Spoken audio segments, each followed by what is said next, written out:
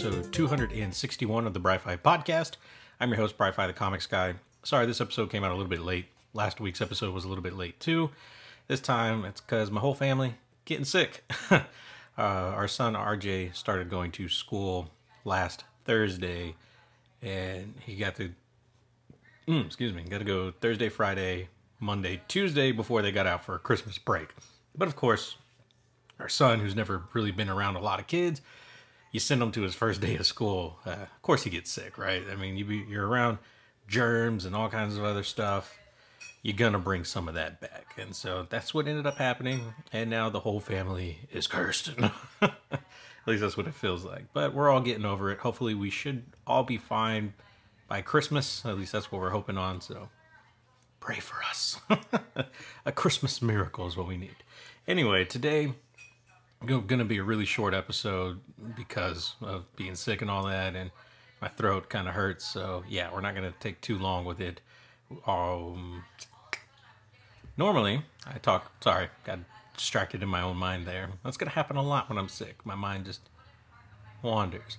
Normally though, or at least for the past 2 episodes, I've had digital comics to read on the Marvel Unlimited app. Today we're going back old school physical, and we're taking a look at Tex M.E.C.H.S, which is an indie book that one of my friends over at Third Planet, my favorite shop to go to in Houston, had recommended to me. Just something new, something different, something that's not normally what I read, at least not like Marvel, Image, DC, stuff like that. Tex M.E.C.H.S is from this publishing company called Humid Press, based here out of Houston, Texas. It was created by Hebert.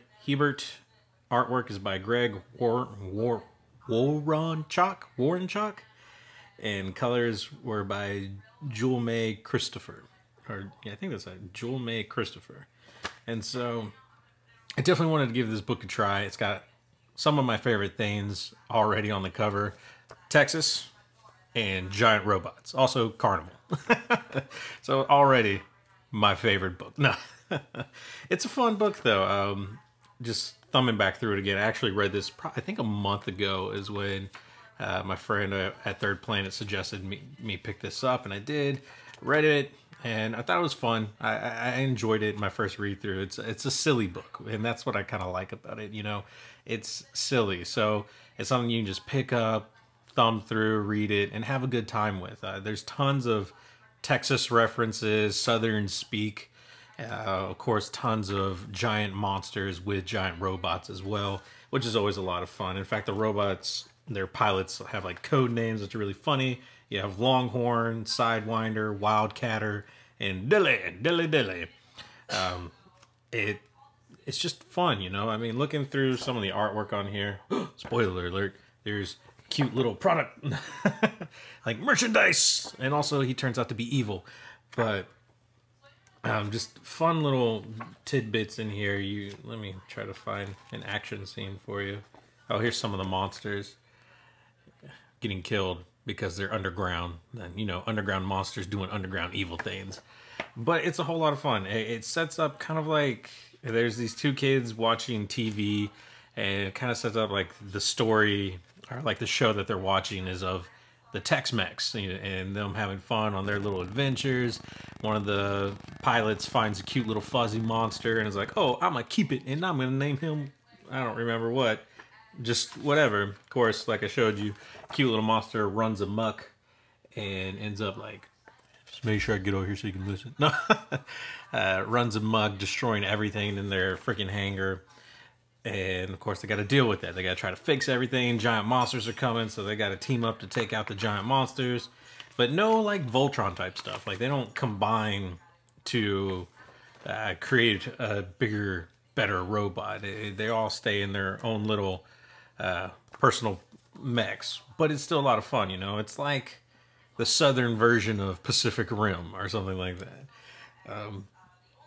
As far as the rating goes for this, though, like I said, it's just a fun book. I mean, it's an indie book, and with indie books, some of them have, I don't want to say poor quality, because I actually like the quality of this book. Like I said, the artwork in here, very legible. You can tell what's going on. You can see the action. It's not like it's not a hard read at all. You know, they do a good amount of storytelling with the artwork along with the dialogue, which is great. I think it's a really solid book, especially for someone who's just looking for something different to pick up, something fun to pick up.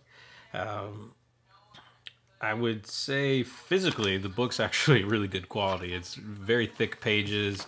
It feels very durable. I've actually had it on my nightstand for a week or two, and it's dealt with nightstand things. My son throwing it across the room, and it's got maybe a little bend on the cover, but honestly, it's pretty durable, pretty physical.